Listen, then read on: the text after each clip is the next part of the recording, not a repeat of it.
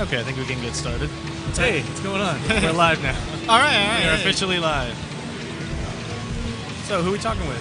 What's up? It's Ray Jimenez. I don't know. Some of the Unity regulars know who I am. Jimmy Ray on Unity. I'm a producer at Capcom, and I'm currently working on Resident Evil Operation Raccoon City. Yes, and it is Resident Evil Day Is it? at the con today. I don't have a cool Resident Evil shirt, but I do have the Street Hustler shirt. World Hustler. Yeah, the World Hustler. Nice. So if I had something just as cool, I'd totally be wearing it for Resident Evil. Right. Yeah, because there's an RE panel a little later today. I think they're going to run through, I guess, the status of Resident Evil right now. Yep. That's actually what I'm doing here at Comic-Con for. I'm doing the panel. So what can people look forward to at that panel? So as a tease. Well, I can't tease you too much about I know. it's going to be, but I'm basically going to catch up people that don't know, hey, what's up, Yama Yama Yama. If you're not too familiar with the game is, because it's still coming out, it's still a little while out. I don't think we've talked too much about it. We had some reveal information, but I'm going to update everybody what the game is about, what our goal is, how the kind of game plays, and then hopefully, and this is my favorite part, I hope there's time to take questions. I like taking questions At the end of the panel. Yeah. So what's being shown of Raccoon City at Comic-Con this time? So this is the build that we've had at E3. So if you guys have been really keeping up with it, you've seen the levels before. We have the team really concentrating on the game itself. So unfortunately, we weren't able to get a new build, but this is a piece of one of the levels. It's a very small part of it. So to just kind of give you a sense of how much gameplay there is, this is only maybe 20% of one level. Right. As you can see here, this is kind of a classic scene from Resident Evil 2. We've got Leon and Claire there. This is the beginning of Resident Evil 2. This is kind of where the USS kind of drop into this level. Like, the idea is that during this scene in Resident Evil 2, the USS were doing this stuff at the same time. So this kind of gives you a point of where they're at. And this is also a little bit of kind of playing with the timeline a bit, like it's adding. It's like if you remembered a story as you grew older and you'd embellish certain parts of that story and be like, actually, this battle was a little bit bigger than it was teased in RE2. Yeah, I mean, I'm going to be completely honest. This isn't going to be exactly canon. Right. Because these guys never, they didn't want to be able to affect the actual Resident Evil story. So, you feel like you're having some ability and you have some worth in the story. So, this isn't exactly canon to it, but I think it's a cool alternative take on it. Right. Because you can also, affect certain outcomes, like they tease you about killing Leon. But that doesn't mean now it's canon that Leon is dead or anything. No. I mean, you have the option to kill, but then you also have the option to save him. And it kind of plays out the story, which actually works together in the when you play co-op. It's like, what choice can you take? Right. And it affects the outcome and the bottom of it. The end of it. No, Chris Redfield not buying it. Hate it. Chris was a part of the. Chris wasn't here. He wasn't in this timeline. I mean, it's we know the Resident Evil fans really like the Resident Evil characters. Right. And the point of this game is to introduce another angle of the Resident Evil story and characters that she don't know. There's nothing wrong with introducing new characters. That being said, since this does take place during Resident Evil 2 and 3, there is something going on with the canon characters. Like in this one, you kind of see Leon, but there's going to be a little bit more of that. To me, I was 15, 16 when RE1 and 2 came out, but part of the bit was, even at that age, I thought it was cool that each new RE introduced new characters. It never, Jill and Chris weren't mainstays until 3 and Veronica made the mainstays, because 2 introduced new characters all across the board, and 3 added more new, and Veronica added more new. So it's always been about, to me, adding new characters. And 4 was the first time you saw really getting a character and really laying him out, and that was Leon. Really focusing on that character. Yeah. But these the USS guys, I'm not too familiar with all their team names, but I know they have different traits and they've got different abilities and different specialties. Yeah. So actually, even before we even announced this game, I mean, the Resident Evil fans knew who the USS were. Yes. I mean, you can see cosplay dressing up as not just Hunk, but kind of variations. I saw 2 of them. I actually put it on the Resident Evil Facebook. There were 2 really good USS here yesterday. So the USS exists within the timeline. They're basically the elite soldiers from Umbrella. There's the UBCS, who are kind of like the everyday soldiers. Then you have the USS. So this is kind of like the story of more of the other USS in the game. I mean, everyone likes the anti-hero, so there's always like this kind of attraction to Hunk. Yes. And it's kind of like builds upon that kind of lore, like the bad guys that you want to like. You want to see him succeed, but maybe not see him destroy the world at the same time. So we got like Why Godzilla is saying it's supposed to be a survival horror game. Resident Evil, I'm not disagreeing with it. Resident Evil itself as a core started off as a survival horror game, but you know it's kind of branched off to do other things too. That this is not to say that the main series isn't going to stick to what made it tried and true way found it, being a survival horror game. And Revelations even follows in that. I mean, this is a different game. It's not supposed to be a survival game. I think to be fair, like even this timeline RE2, you can have there is an action story to tell here.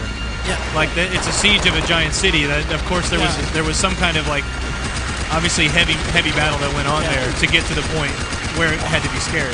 But you know, I'll tell you what. Even when playing the game right now, we're still doing some tuning. But when I'm playing it, it still has a lot of.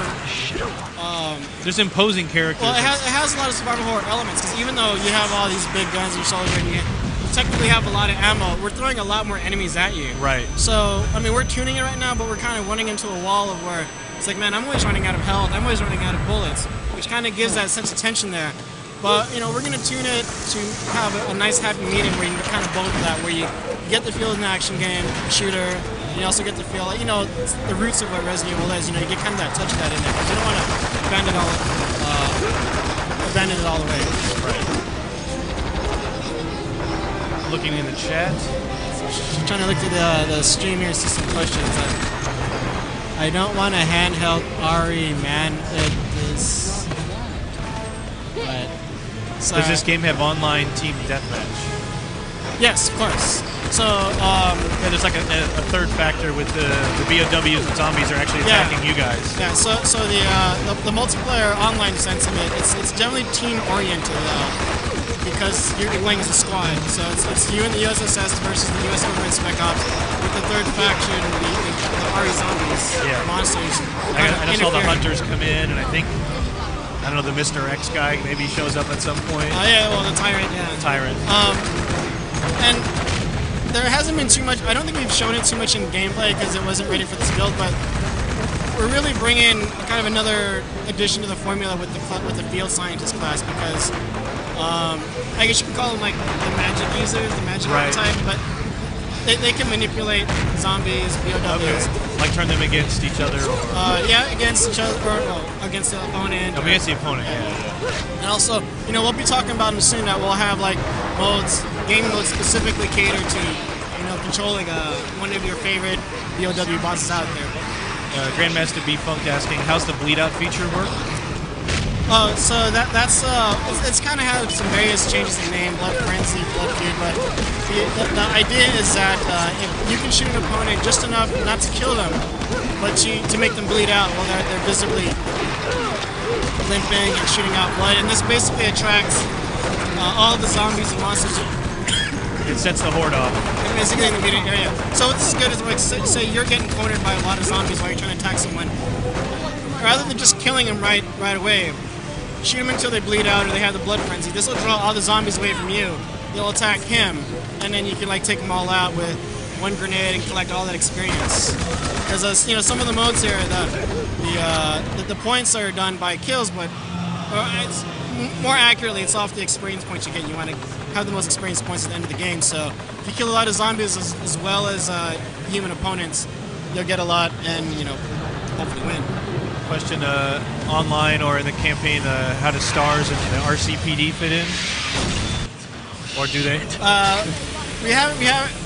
I'll tell you what they do, but we haven't really said how. And it's basically the story of the game. Right. So you'll be getting more of that as we get closer and closer to the release date. This is a new faction, but we're very much tying it in to the existing Resident Evil 2 Resident Evil world. So we're not abandoning that. This is definitely a Resident Evil world. About how long do you expect the campaign to be? And the whole campaign is like 4-player co-op, the whole thing.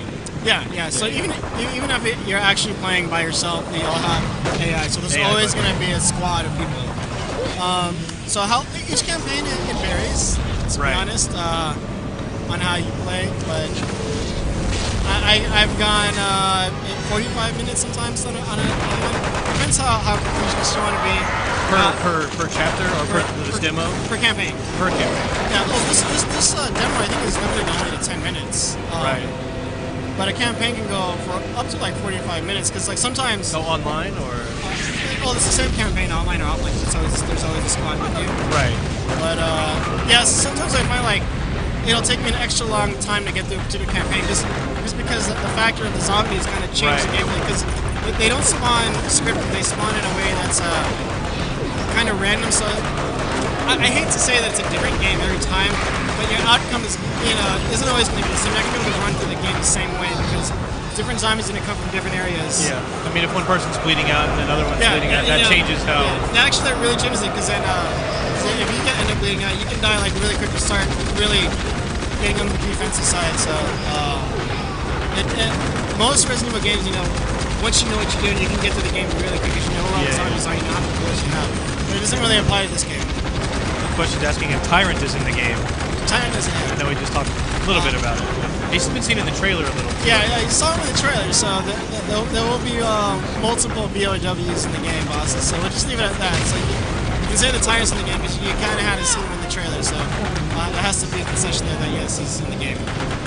And then is it set solely during RE2 or does it bleed into parts of RE3 as well since they kind of crisscross too? There will be elements of RE3 and actually there will be some really heavy elements of RE3. So it's okay. Basically anything centered around the actual Raccoon City itself. Yeah. Well, they get to see the nuke go off. The nuke? I don't know. I honestly don't know. There are still parts of the game that we're still working on. I haven't seen it. But that's a definite part of the game. That's obviously the culmination of the event. Yeah. It's no secret how it is.